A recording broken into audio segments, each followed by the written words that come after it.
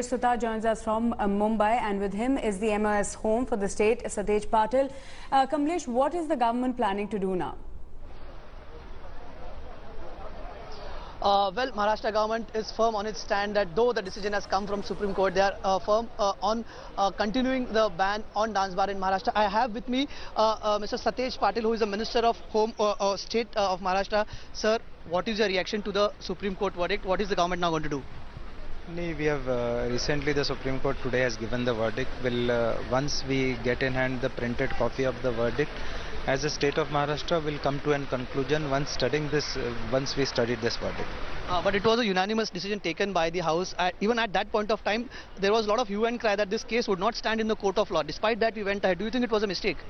No, we can't say it was a mistake because we have realized the benefits of this ban in whole of Maharashtra, especially women organizations and women had appreciated this decision. So in future also we look forward how to take it ahead. So once the verdict comes in the hand, we will go through it, we'll take legal advice in this regard and make our stand clear in this question.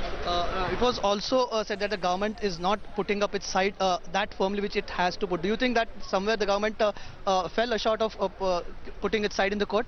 No, we have tried our level best, and certainly we never fell short of in the part of argument or on the legal side. But the issues on which the Honorable Court has taken these decisions, we'll have to relook into that.